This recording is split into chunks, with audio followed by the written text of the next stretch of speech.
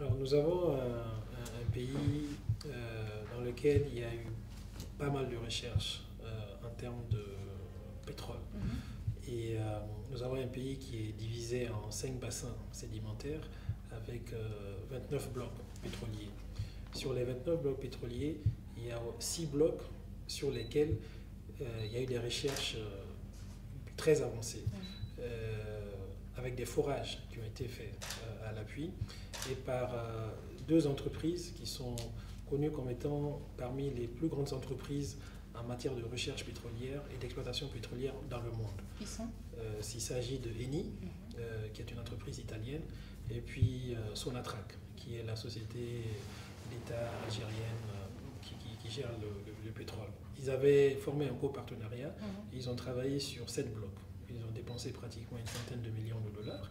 Et les recherches, les résultats sont connus aujourd'hui, et les résultats sont très encourageants. Et les résultats ont démontré qu'il y avait du pétrole dans un certain nombre de blocs, dont on avait estimé à peu près la quantité. Non seulement il y a du pétrole, mais il y a du gaz. Maintenant, la question à laquelle ces sociétés-là n'ont pas pu répondre, malheureusement à cause de la crise, c'est est-ce que le gisement de pétrole qui a été découvert dans ces blocs-là est commercialement exploitable.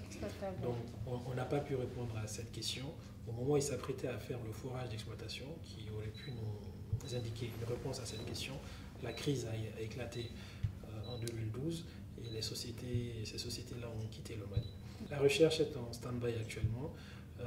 Nous avons bon espoir avec la signature des accords qui est intervenue au mois de juin dernier, que la sécurité va revenir dans cette partie de notre pays et que les investisseurs aussi vont revenir. En tout cas, nous avons de quoi attirer de nouveaux investisseurs dans ce secteur stratégique pour notre pays.